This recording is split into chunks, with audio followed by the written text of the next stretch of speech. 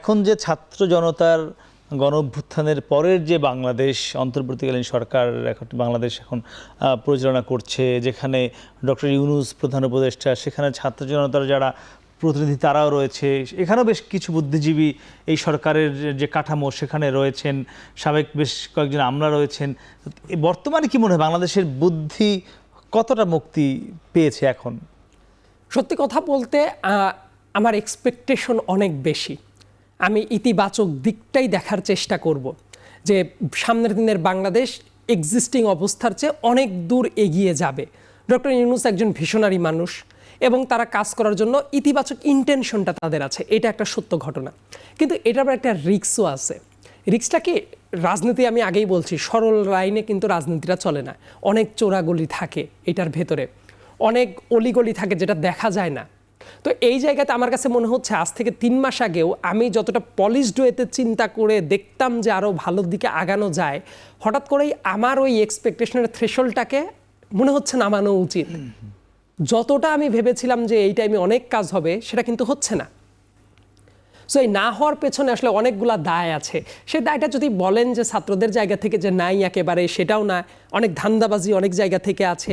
আবার পলিটিক্স, ছাত্রদের কাছ থেকে রাজনীতিটাকে যদি শত্রু বানিয়ে দেওয়া হয়, মানে রাজনৈতিক দল, এই জায়গায় কিন্তু আমি সবসময় মনে করি মুখোমুখি দাঁড়ানো যাবে না। 3টা পিলার আছে: সরকার, রাজনৈতিক দল এবং এই গণ অভ্যুত্থানের ডিরেক্ট যারা স্টেক হোল্ডার, ছাত্ররা। ইনফ্যাক্ট সারা দেশের মানুষই তো আন্দোলনটা করেছে।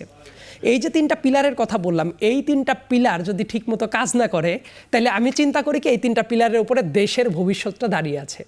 কিন্তু ছাত্ররা এবং রাজনৈতিক দল এরা যদি মুখোমুখি দাঁড়িয়ে যায়, তাহলে দেখবেন আলটিমেটলি কোনো সংস্কারও হবে না, দেশের জন্য ভালো কিছু আসবে না। কিন্তু তাদেরকে মুখোমুখি দাঁড় করিয়ে দেওয়ার জন্য বহু মানুষ চেষ্টাটা চালাচ্ছে। এই জায়গায় রাজনৈতিক বোঝাপড়ার ক্ষেত্রে আমার কাছে যেটা মনে হয়, আন্দোলন যখন হয় সেটা কিন্তু আবেগ দ্বারা হয়। দেখেন, আবেগ না দিয়ে যদি আপনি যুক্তি দিয়ে চিন্তা করেন, আবু সাইদ কি গিয়ে ওই পুলিশের বন্দুকের গুলির সামনে দাঁড়াতে পারতো? এটা কিন্তু যুক্তি দিয়ে কখনোই সম্ভব নয়। আন্দোলনটা সবসময় আবেগ দিয়ে হয়, কিন্তু আন্দোলনের ফেসটা আবেগের চেয়ে শক্তিশালী কিছু নেই দুনিয়াতে। তার পরবর্তীতে এটা কিন্তু ট্রান্সফরমেশন হয়ে যুক্তিতে চলে আসার কথা ছিল। কিন্তু এখনো আমার কাছে মনে হচ্ছে অনেকে নিরন্তর ছুটে চলার ভেতরে কোথায় কোথায় ফুল স্টপটা দেওয়া জরুরি, এইটা অনেকে বুঝতে ভুল করছে। এখনো অনেকে ওই আগের পার্সপেক্টিভ থেকে চিন্তা করছে। এখন কিন্তু আমাদের শুধু আবেগ না, যুক্তিটার দিকে প্রায়োরিটি দেওয়াটা উচিত ছিল। আমার কাছে মনে হচ্ছে এই জায়গাতে ঘাটতি হচ্ছে। মাঝে মাঝে ফুল স্টপ দেওয়া দরকার, দাড়ি কমা টানা উচিত।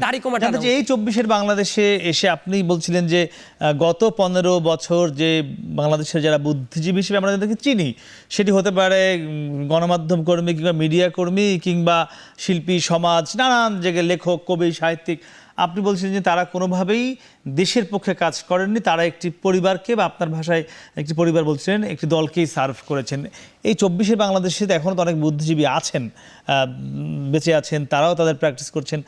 তাদের এখন আসলে অবস্থানটা কি হওয়া উচিত আপনার মতে? তাদের আরো স্বাধীনভাবে কাজ করা উচিত ছিল। কতটুকু করছে? আমি যেটা মনে করি যে বাংলাদেশের না একটা ট্রেন্ড কি জানেন, যে রাজা যায় রাজা আসে, জনতার ভাগ্য কখনো পরিবর্তন হয় না। এর কারণ হলো মানুষের একটা টেন্ডেন্সি থাকে যখন যে পাওয়ারে যাবে তাকে কেবলা বানিয়ে তার সমালোচনার জায়গাটা ভুলে, যৌক্তিক সমালোচনা এই জায়গাটা ভুলে তার দিকেই সব ফোকাসটা রাখা। এই ব্যাপারটা আমার কাছে মনে হয় খুবই প্রবলেমেটিক একটা জায়গা। কারণ আপনার ওয়াচডগ হতে সমস্যা কি? আপনার চেক অ্যান্ড ব্যালেন্সের জন্য তো এটা জরুরি ছিল। অনেককেই আমি দেখেছি আগে যেসব ক্রিটিক্যাল ব্যাপারে কথাবার্তা বলতো, এখনও কিন্তু তাদের সেম প্র্যাকটিসটা রাখাটা দরকার ছিল। কিন্তু ওই জায়গা থেকে জাস্ট তারা চুপচাপ হয়ে যাচ্ছে। আবার আর একটা ব্যাপার দেখবেন, বাংলাদেশে আসলে কিছু জায়গায় মানুষের থাকা উচিত যে প্রত্যেকটা জায়গায় যৌক্তিক সমালোচনাটা ধরে রাখার দরকার ছিল। জাস্ট মিডিয়া কি হয়েছে, ডক্টর মোহাম্মদ ইউনূস ক্ষমতায় এসে বসলো, আগে হাসিনা হাসিনা হাসিনা করতেও কিছু কিছু জায়গায় ইউনূস ইউনূস ইউনূস শুরু হয়েছে। এই কাজটা তো হওয়া উচিত ছিল না। মিডিয়ার কাজটা কি? মিডিয়ার কাজটা হলো অ্যাবসলিউটলি পাওয়ারকে অ্যাকাউন্টেবল করা, কিন্তু সেই চিত্রটা তো আমি দেখছি না। অনেক জায়গায় যখন বিভিন্ন ক্ষেত্রে অপকর্ম হচ্ছে, যেমন আজকেই এই বুদ্ধিজীবী দিবসের আমাদের বুদ্ধিজীবী স্মৃতিসৌধ যেটা আছে, ওই জায়গায় দেখবেন ছাত্রলীগের একটা ব্যানার নিয়ে ফুলের তোড়া দিতে গেল। তো এই যে যারা গেল, ছাত্রলীগ তো সন্ত্রাসী সংগঠন এবং নিষিদ্ধ সংগঠন, এরা যে গেল এবং ছবিটাও তো আছে, এরা কি অ্যারেস্ট হওয়ার কথা ছিল না? পুলিশ তাহলে কি করছিল? দেশের ল অ্যান্ড অর্ডার তো পুরোপুরি ফিক্স করা যাচ্ছে না। এটাও সত্য যে আপনি হঠাৎ করে এই হাবিয়া দোজক থেকে জান্নাতুল ফেরদৌস হতে পারবেন না, কিন্তু অনেক জায়গায় তো ঠিকমতো উন্নতি করার জায়গাটা ছিল। অনেকের ভেতরে আমি দেখি, ইভেন অনেক উপদেষ্টাদের ভেতরেও ঢাক ঢাক গুড়গুড় করার স্বভাব আছে। গণ অভ্যুত্থানের স্পিরিটটা পুরোপুরি তারা ধারণ করতে পারছে না। আমাদের যারা বুদ্ধিজীবী তারা এখনো মানে সুযোগ খুঁজছে কিনা, পেলেই আগের হ্যাঁ, আমার কাছে মনে হচ্ছে তাদের জায়গা থেকে আরো প্রোঅ্যাক্টিভ রোলটা প্লে করা দরকার ছিল, কিন্তু অনেকেই সেটা করতে ব্যর্থ হচ্ছে। আমার কাছে কি মনে হয় জানেন, দল মত ধর্ম বর্ণ নির্বিশেষে সবার আগে আমাদের দেশের স্বার্থটা বিবেচনা করা উচিত। সবার আগে তো দেশের প্রশ্নে কোনো ডিবেট থাকা উচিত না, কিন্তু অনেকে বোধ হয় যে দেশের কথাটা ভুলে ডানে বামে তাকানোর চেষ্টাটা করে। এবং এই টাইমটা ছিল কিন্তু একটা পারফেক্ট টাইম দেশের জন্য কাজ করার। কিন্তু এই কাজটা করতে যদি ব্যর্থ হয় কেউ, তাহলে দেখবেন বাংলাদেশের গুণগত পরিবর্তন যতটা আমরা এক্সপেক্ট করি ততটা হবে না, এটা বাধাগ্রস্ত হবে।